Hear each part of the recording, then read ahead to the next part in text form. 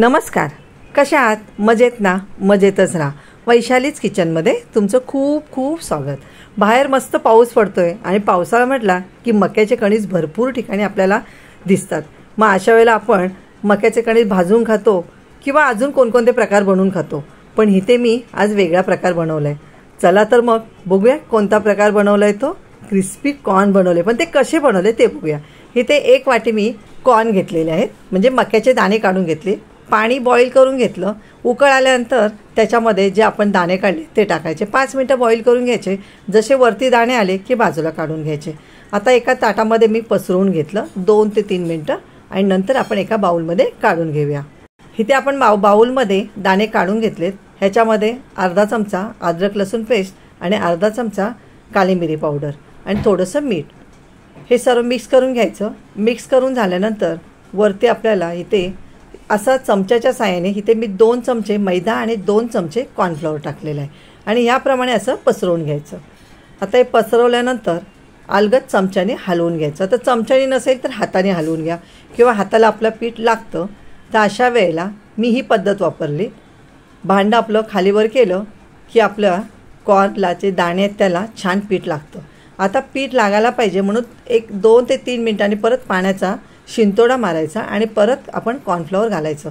असं मी 3 ते 4 वेळा शिंतोडा मारून कॉर्न टाकून घेतलं. आता कॉर्न इथे टाकून घेतल्यानंतर बघा, आता जो एक्स्ट्राचा कॉर्न पावडर असते ते आपल्याला काढून घ्यायचे असते. तर मी झारा घेतला आणि झाऱ्यामध्ये असं चाळून घेतलं. याप्रमाणे आपल्याला कोटिंग व्हायला पाहिजे. आता कडकडीत तेल इथे गरम केलं आहे. इथे माझे एक सर्वांना रिक्वेस्ट आहे की ज्या वेळेला आपण कॉर्न टाकतो त्यावेळेला झाकण जवळ ठेवा, कारण कॉर्न कधीकधी फुटण्याची शक्यता असते, कारण ते ओले असतात. तर अशा वेळेला क्रॉस झाकण ठेवायचं आणि कढईमध्ये कॉर्न टाकून घ्यायचे आणि छान असे 2 ते 3 मिनिटं झाकण ठेवलं. नंतर बाजूला केलं की ऑटोमॅटिक आपण ते छान असं क्रिस्पी होऊन जातात. आता मीडियम गॅसवरती छान क्रिस्पी इथे आपले कॉर्न तळून झालेले आहेत.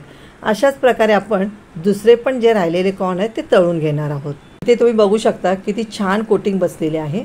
याचप्रमाणे आपण सर्व कॉर्न तळून घेतलेत. आता इथे एक पॅन घेतला आहे. पॅनमध्ये 1 चमचा तेल टाकलं.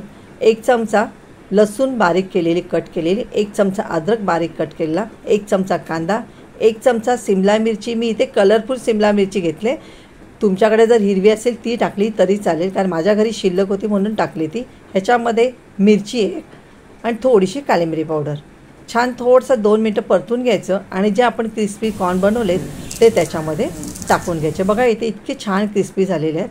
हे टाकून घ्यायचं आणि 2 मिनिटं फक्त हलवून घ्यायचं आणि गरमागरम सर्व करायचं. वरून थोडीशी कोथिंबीर.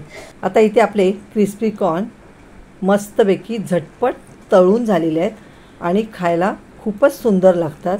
तर नक्कीच हा व्हिडिओ तुम्हाला माझा आवडला तर लाईक आणि शेअर नक्कीच करा आणि घरी बनवून बघा आणि कसे झाले तर कमेंटमध्ये लिहून सांगा. थँक्यू.